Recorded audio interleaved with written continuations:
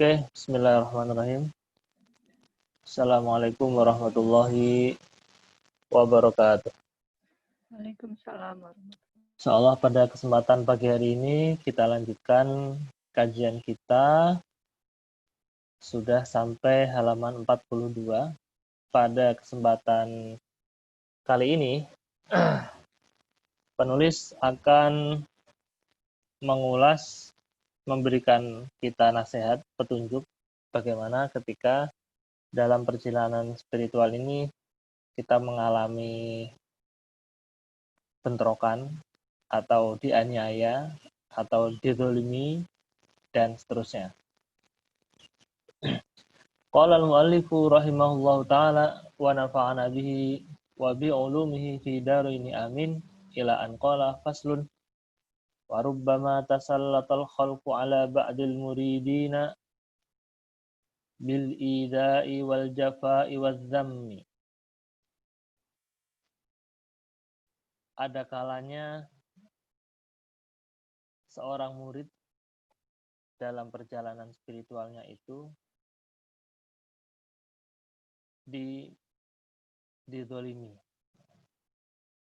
atau mendapat cobaan tekanan, mungkin dari atasan atau mungkin dari bawahan atau bahkan dari teman seperjuangannya, dihina, dikucilkan, dibully, dan banyak hal-hal negatif lainnya terkait dengan penganiayaan. Fa in bulita bi syai'im min dalika fa 'alaika bis sabri. Kalau sampai kalian diuji atas hal-hal yang disebutkan tadi, pastikan kamu untuk bersabar. Wa tarkil mukafaati ma'a nadhafatil qalbi minal hikdi wa idmaris syarri. Meninggalkan balas dendam dengan tetap menjaga kejernihan qalbu. Dari apa? Dari dengki, iri, dan menyembunyikan dendam kesumat gitu ya. Nah, kualitas ini dari awal beliau bilang perlu dijaga. Cuman memang tidak mudah bagi seorang murid, apalagi bagi mereka yang kualitas kesadarannya, kalau kita ngomong consciousness ya, kualitas kesadarannya itu masih tertarik di medan ego atau pos lah. Maunya hati, maunya pikiran itu ya tidak melakukan balas dendam. Tapi entah kenapa ada tarikan diri ini yang kuat, yang membelenggu gitu. Bagaimana caranya bisa membalas dendam?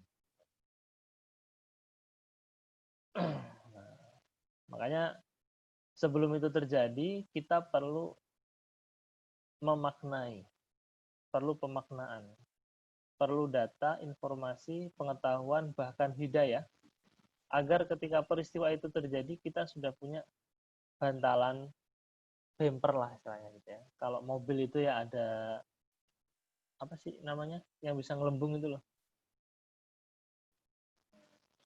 airbag. Nah, airbag. Bagaimana kita menyiapkan airbag kita? Ya dengan ngaji kayak gini, dengan belajar consciousness, dengan macam-macam apalah, bisa psikoanalisis dan bahagia sebagai macam ininya. Ya. Wahdharid du'a ala man adzaka wa la taqul idza asabathu musibatun hadza bisababi adzahuli. Jangan sampai kita mendoakan keburukan kepada orang tersebut, kepada orang yang menganiaya kita. Dan jangan kamu katakan ketika kamu mendapatkan musibah itu, cobaan itu, dibully, dicaci maki, direndahkan, dikucilkan, dimarginalkan, gitu ya. Jangan kamu bilang ini gara-gara dia. Nah, dari sini kita sudah diajarkan pola-pola non-linear. Suatu hal yang terjadi itu tidak mesti karena itu. Gitu loh. Ini gara-gara kamu nih, aku sedih, aku kehilangan pekerjaan, aku ditinggalkan, gitu misalnya. Karena kita yakin bahwa qada dan qadar Allah itu hak, sesuatu yang sudah rinci ditetapkan ketika itu sudah terjadi ya. Ini kan sudah terjadi ceritanya. Nah, semalam saya dapat inspirasi gitulah. Ada coach ya, mentor saya juga. Dia sudah ya di dunia trainer, di dunia hipnosis klinis dan terapi-terapi klinis itu dia sudah matang lah. Nah, beliau menyaksikan bahwa penderitaan manusia itu begitu begitu kelam gitu. Sehingga beliau sangat mudah sekali untuk memaklumi orang ya. Karena memang tidak mudah ketika seorang itu terjerembab ke dalam sebuah lautan kegelapan ya. Untuk bisa lepas dari sana itu tidak mudah. Nah, sampai-sampai saya berpikiran begini, teman-teman. Dalam Islam kan ada konsep taubat. Taubatnya taubat nasuha, bukan taubat sambal. Gitu ya. Ketika itu kaitannya dengan Allah, itu akan mudah. Allah itu kan maha pengampun, Allah maha pemaaf. Gitu loh. Cuman yang repot itu program atau memori yang terlanjur menodai jiwa kita.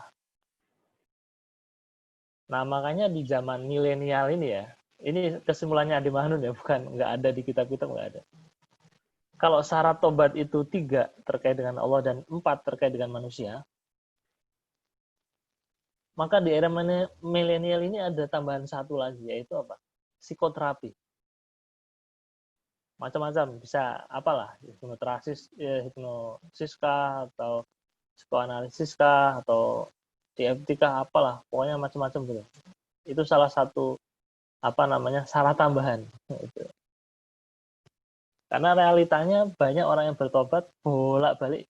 Misalnya ya, semalam tuh Pak Bambang cerita tentang orang yang klepto misalnya. Secara sadar dia pengennya nggak melakukan, tapi entah kenapa ada dorongan terus melakukan itu menjadi suatu kenikmatan gitu. Nah, setelah dirunut jauh di lubuk hatinya sana, ternyata ada sesuatu yang anggaplah belum dirilis, emosional rilisnya belum. Begitu dirilis emosinya atau peristiwa itu, emosinya dibebaskan, ya akhirnya nggak usah dia apa-apain lagi, setelah itu dia merdeka gitu loh. Ya, kita lanjutkan ya.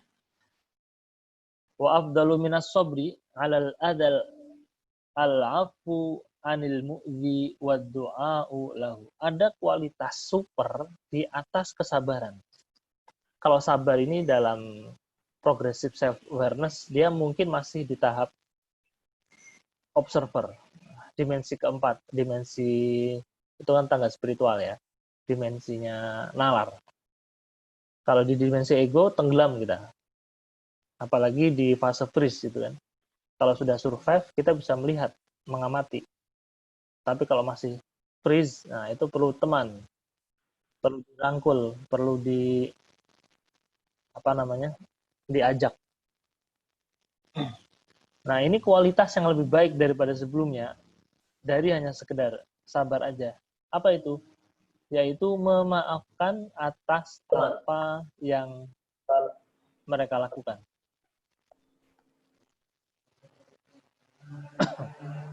Dimaafkan, luar biasa kan?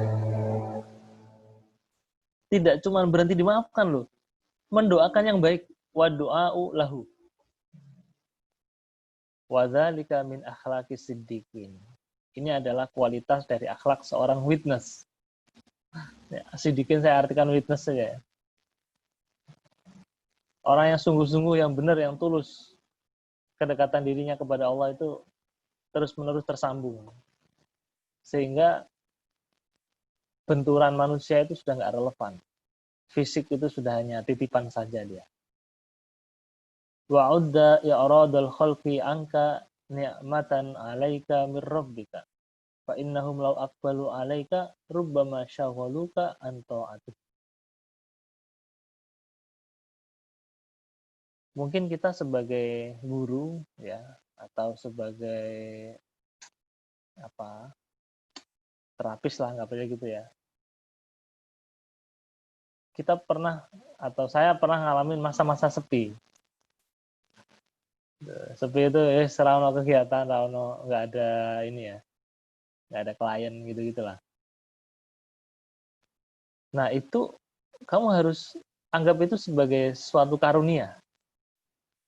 Karena apa? Karena kalau orang berbondong-bondong datang kepadamu, ya, bisa jadi itu mengganggu kekhusyuanmu untuk berdua-duaan dengan Allah. Ya. Istimewa ya. Jadi tidak ada yang namanya kok malah tidak ada yang namanya keajaib nestapa duka gitu ya. Itu kalau sepi. Terus kalau ramai gimana misalnya? Fa ini tulita bi ikbalihim, kalau kamu dicoba, diuji dengan ketenaran, jadi selebgram lah gitu ya. Dipuja, dipuji gitu kan. Fahdhar min fitnatihim, hati-hati dari fitnahnya. Hati-hati dari ujiannya. Dan bersyukurlah kepada Allah. Dari apa? Nah, lihat, yang disyukuri apanya? Ya. Orang banyak datang kepada kita, minta bantuan untuk diterapi, minta bantuan untuk diajar ngaji, minta bantuan untuk dibuatkan desain logo misalnya, ya, anggar. Minta bantuan untuk apalah segala macam, orang datang berbondong-bondong. Imam Haddad bilang, syukurilah. Coba perhatikan yang disyukuri apanya. Nah, alladzi sataro masawiyaka anhum. Karena Allah menutup keburukan-keburukanmu dari mereka. Itu ya. Bayangkan kalau terungkap, terkuak, atau difitnah katakanlah, dicemarkan nama baiknya, habis. Nah, makanya kan dituntut. Kalau posisi nalar, dituntut. Kalau posisinya asidikin, biarin aja. Ini suatu kenikmatan gitu kan. Karena bisa kembali bercengkrama dengan keilahian.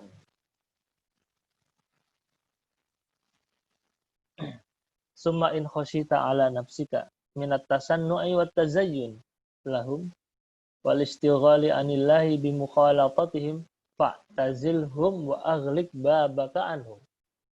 Kalau kamu takut, takut atas apa? Atas jiwamu nggak bisa menjaga kualitasnya ya. Takut kalau bertopeng, melakukan sesuatu itu dengan biar pantas-pantas lah kayak gitu. Dan khawatir kalau datangnya banyak orang itu mengganggu kedekatan kita dengan Allah. Apa solusinya? Solusinya uzlah, ya. Menyepi, menyendiri, dan tutup pintu. Ya. Matikan HP, matikan WhatsApp, live group gitu ya, kalau zaman sekarang. Wa illa, kalau nggak bisa, wa illa, atau farik fil maudi alladhi urifta bihi ila maudiin la tu'rafu fihi. Pergi dari tempat-tempat yang kamu biasa, atau orang ngertinya kita di satu spot mana gitu ya. Itu jangan lewat situ lagi. Jangan nongkrong di situ lagi. Hindarilah gitu ya. Wa kun mu'tiran lil khumul. Ini jalan dakwahnya Thariqah Alawiyah itu humul. Humul itu apa? Humul itu menyendiri di balik layar. Nggak suka koar-koar gitu ya. Farron minasyuhroh. Lari dari ketenaran. Wadzuhur dan ketampakan.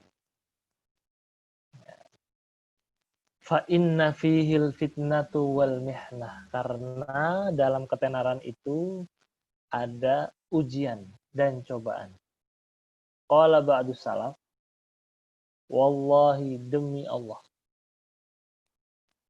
ma sadaqallaha abdun illa ahabba alla yush'ara bimakani. Jika kualitas seorang hamba itu benar, kualitasnya itu sampai tahap the witness, anggaplah gitu ya. Dia berharap itu tidak diketahui orang lain. Wa qala akhar ma a'rifu rajulan ahabba ay ya'rifahu an-nasu illa dhahaba dinuhu waqtadah. Seorang ulama salaf, seorang wali memberikan quote, memberikan statement. Tidak pernah saya melihat seorang laki-laki atau perempuan yang mana dia itu senang untuk tampil di hadapan manusia kecuali lenyaplah agamanya dan terbukalah aib-aibnya. Shadaqallahul adzim. Mungkin itu bab yang kita bahas pada pagi hari ini, yaitu tentang bagaimana kita melampaui proses transcending level of consciousness melalui jalan adab sulukul murid ini ketika kita dianiaya.